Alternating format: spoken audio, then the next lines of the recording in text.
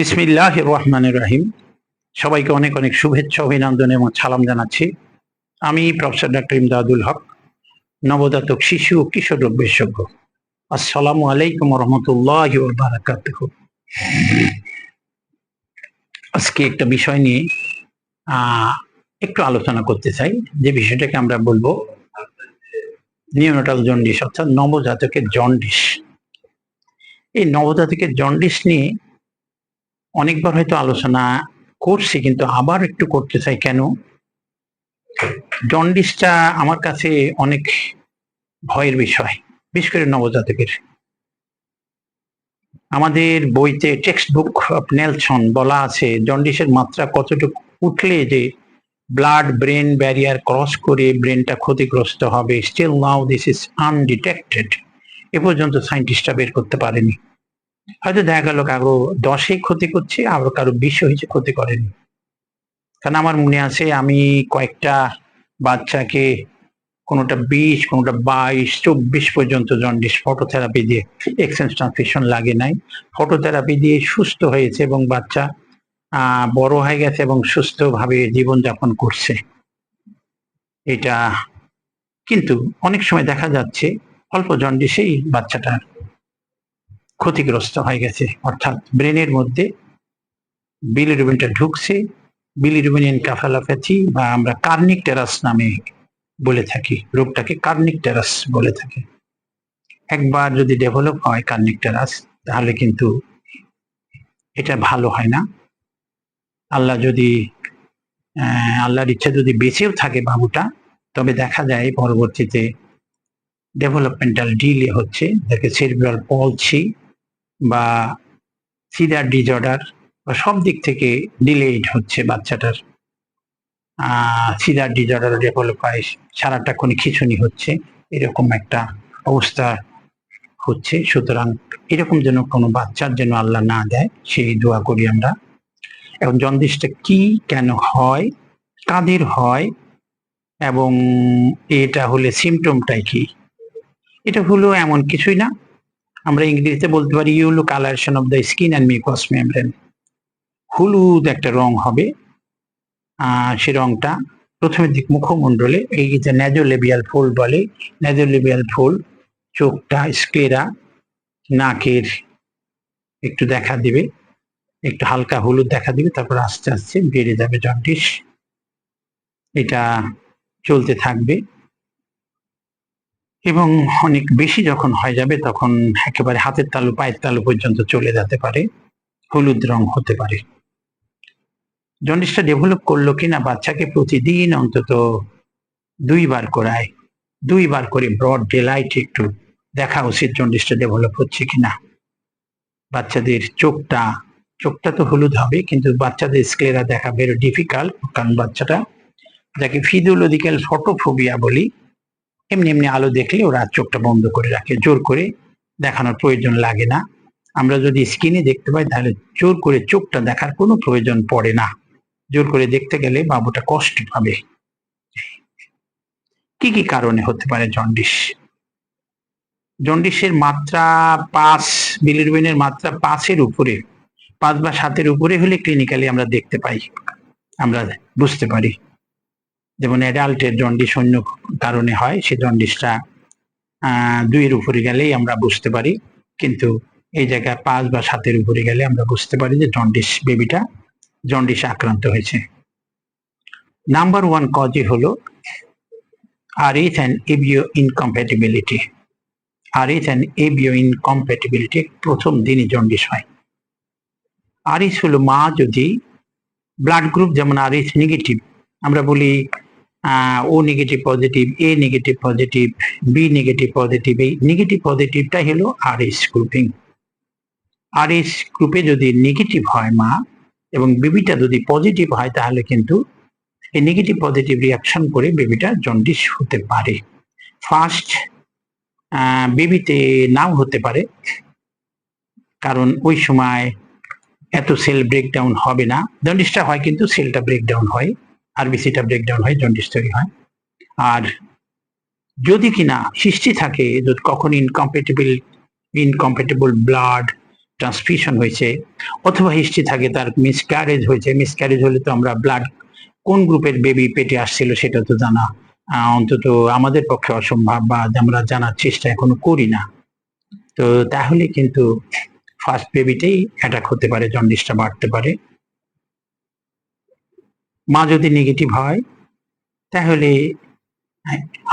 After delivery immediately বাচ্চার blood গ্রুপটা করা উচিত বলে মনে করি। অনেক সময় আমরা এই ফল্টগুলো পাই, আজকেও যেমন পেলাম 10 দিনের বাচ্চা অনেক জন্ডিস, তাকে কিন্তু মা নেগেটিভ, বেবির কিন্তু ব্লাড গ্রুপিংটা করা হয়নি। কি জন্য করেনি? ওরা পেশেন্ট বা পেশেন্ট পার্টি যে কথাগুলা বলে সব সময় আমরা সেই জিনিসগুলা খুব একটা করি না, যে কথাগুলা বলা হয়। তো যাই হোক, যে কোনো কারণেই হোক করা হয়নি, সেটা সে ক্লিনিক বা হসপিটাল অথরিটি বা অ্যাটেন্ডিং ডক্টর বা গার্জিয়ান যারা ছিল তাদের কারণে হতে হয়নি, যাজ্ঞা সেটা। তো এরকম যেন না হয়, অবশ্যই করা উচিত।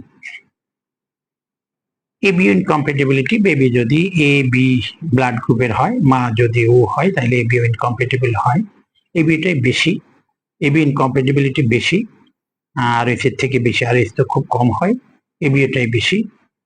এই আর কিছু প্রথম দিনে যদি দেখা দেয়, তার সাথে মায়ের যদি কনজেনিটাল যদি কোনো ইনফেকশন থাকে, তাকে টর্স ইনফেকশন বলে থাকি, অনেকগুলা জীবাণু ঘটিত কারণে মায়ের পেটে বাচ্চা জন্ডিস নিয়ে জন্মগ্রহণ করতে পারে।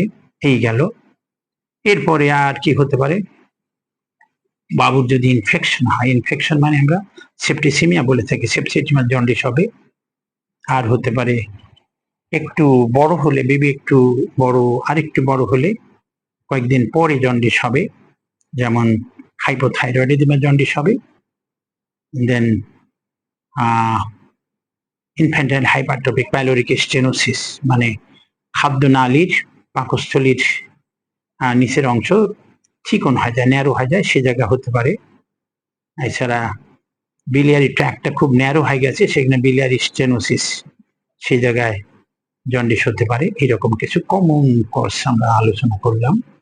আরেকটা জন্ডিস ফিজিওলজিক্যাল জন্ডিস, এটা সেকেন্ড ডেতে হয়। ফিজিওলজিক্যাল জন্ডিস নর্মালি বাচ্চাদের আরবিসি গুলা কিন্তু রেড সেল গুলা খুব বেশি থাকে, যেমন হিমোগ্লোবিন আমাদের আমরা অনেক এভারেজ 10-11 সবারই প্রায়, কিন্তু বাচ্চাদের 20-22 বা 18-19 এরকম থাকে, অর্থাৎ অনেক রেড সেল থাকে। এই রেড সেল গুলো আমাদের যেমন লংজিভিটি রেড সেলের 120 দিন, তো বাচ্চাদের 60 ডেজ বেশি ভাঙে, আবার আরবিসিও বেশি থাকে, সুতরাং বেশি ভেঙে জন্ডিসটা বেশি হয়। এটা ফিজিওলজিক্যাল জন্ডিস। এটা নর্মালি 10 দিন থেকে 14 দিনের মধ্যে ভালো হয়ে যায়, তবে কোনো কোনো কারণে ফিজিওলজিক্যাল জন্ডিসটা লিঙ্গারিং করে। বেবি যদি প্রিটার্ম হয়, বেবি যদি হাইপোগ্লাইসেমিয়া, খাওয়া দাওয়া না করে, অর্থাৎ ফিডিং পাইলো না, বেবিকে যদি টেম্পারেচার কমে যায়, বেবির যদি কোনো ইনফেকশন হয়, এসব নানান কারণে স্যাচুরেশন যদি কমে যায়, হাইপক্সিয়া যাকে বলি, এইসব কারণে এই ফিজিওলজিক্যাল জন্ডিসটা একটু লিঙ্গার করে অনেকদিন ধরে। তো যাক, বেবি যদি টার্ম থাকে, সুস্থ থাকে, তাইলে কিন্তু ফিজিওলজিক্যাল জন্ডিসটা তাড়াতাড়ি ভালো হয়ে যায়। এই মোটামুটি আমরা জন্ডিসের রোগীদের তো মায়েরাই আমাদেরকে বলে বাচ্চাটা হলুদ হলুদ লাগছে। আমরা অনেক সময় বেবিতে আমাদের কাছে একেবারে রুটিন চেক আপে আসেই এমন তো না, মায়েরা অনেক সময় 5 দিন 7 দিন 10 দিনের বেবিকে, অনেক সময় 20 দিনের বেবিকেও নিয়ে চলে আসে, আমার বাবুটা হলুদ হয়েছে, ভালো হচ্ছে না, একটু দেখেন ডাক্তার সাহেব। তখন পরীক্ষা করে আমরা দেখি। তো এই জন্ডিসে ট্রিটমেন্টের ব্যাপারে একটু আলোচনা করি। আমাদের মাঝে অনেক একটু বদ্ধমূল ধারণা আছে যে রোদ খাওয়া, রোদ তো খাওয়ারও জিনিস না, যাকে রোদে দেওয়াকে রোদ খাওয়া বলে, রোদে দিলেই জন্ডিসটা ভালো হয়ে যাবে, এটা সবসময় কিন্তু ঠিক না। হয়তো একটু কাজ হতে পারে, আমাদের টেক্সট বুকেই লেখা আছে সানলাইট দিয়ে চিকিৎসা হয় না, বা এটা কোনো চিকিৎসার পদ্ধতিও না। সুতরাং আমরা স্পেসিফিক ট্রিটমেন্টের কথা মাদেরকে বলবো। নাম্বার 1 হলো ব্রেস্ট ফিডিং, চলতে হবে breast feeding, exclusive breast feeding অবশ্যই দিতে হবে। Number 2 phototherapy. ফটোথেরাপি হলো একটা আলোর ব্লু লাইটের নিচে বেবিটাকে রাখা, আর এপাশ ওপাশ করে ফেলে দিয়ে দেওয়া, আর চিত উপর কাট করা নুট বেবিকে রাখা, ফটোথেরাপি দিয়ে দেওয়া হয়। এটাই মোটামুটি চিকিৎসা। আর খুব বেশি হলে আমরা এক্সচেঞ্জ ট্রান্সমিশন, সে অনেক পরের ব্যাপার। আর সেকেন্ডারি যদি কোনো কষ্ট থাকে, যেমন সেপ্টিসিমিয়া হয়েছে, তাকে চিকিৎসা দিতে হবে। ইনফ্যাক্ট হাইপারট্রফিক পাইলোরিক স্টেনোসিসে তাকে চিকিৎসা, হাইপোথাইরয়েডিতে তাকে চিকিৎসা দিতে হবে। এই অনেক সময় মায়েদের ধারণা আমার জন্ডিস ছিল, তার থেকে জন্ডিস হয়ে গেল কিনা বাচ্চা তার, না, এই জন্ডিসই আলাদা। মাদেরকে বলবো জন্ডিসটা টোটালি আলাদা, এটা নিয়ে দুশ্চিন্তার কোনো কারণ নাই। খুব তাড়াতাড়ি ফিডিংটা চালু করলে, ফিডিংটা শুরু করলে পেটের মধ্যে যে একটা কালো পায়খানা থাকে সেই জায়গা থেকেও কিন্তু জন্ডিস হতে পারে, বেশি হতে পারে। সুতরাং যত তাড়াতাড়ি ফিডিংটা দিবে তত তাড়াতাড়ি ব্ল্যাক স্টুলটা পাস করবে।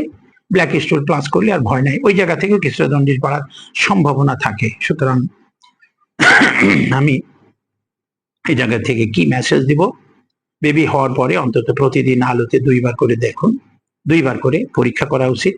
সন্দেহ লাগলে আপনার বিশেষজ্ঞ ডাক্তারের পরামর্শ নেবেন। আর কখনো আলো দিয়ে চিকিৎসা, অর্থাৎ সানলাইট দিয়ে চিকিৎসার ভরসা করবেন না। যদি আপনার অ্যাটেন্ডিং ফিজিশিয়ান যদি বলে থাকে, এবং সে জন্ডিস যদি দেখা যাচ্ছে মাত্রা খুবই কম মাত্রা আছে, সে আলাদা কথা, কিন্তু মাত্রা বেড়ে গেলে, আমি আগে কিন্তু একটা কথা বলেছি, জন্ডিস কোন মাত্রায় যে ব্রেনের ক্ষতি করবে এটা বলা খুব মুশকিল আছে। বাচ্চা যদি প্রিটার্ম, যত প্রিটার্ম হবে তত অল্প জন্ডিসে ক্ষতির সম্ভাবনা বেশি থাকে। সুতরাং সবকিছুতেই অন্তত বিশেষজ্ঞ ডাক্তারের পরামর্শ নেবেন। পরামর্শ নিয়ে ওনারা যা বলে সেই মোতাবেক চলা উচিত বলে আমি মনে করি। আর ব্রেস্ট ফিডিং কন্টিনিউ করবেন এক্সক্লুসিভলি, কোনো বাইরে খাবার দেবেন না, কোনো চিনি পানি দেবেন না, কোনো মধু দেবেন না, কোনো বাইরের ফিডিং বোতলেও খাওয়ানোর চেষ্টা করবেন না। তাহলে ইনশাল্লাহ আপনাদের বাচ্চা ভালো থাকবে। আজকে এই পর্যন্তই রাখলাম, পরবর্তীতে আবার কোনো ভিডিও নিয়ে দেখা হবে। সে পর্যন্ত ভালো থাকেন, সুস্থ থাকেন। আল্লাহ হাফেজ। আসসালামু আলাইকুম ওয়া রাহমাতুল্লাহি ওয়া বারাকাতুহু।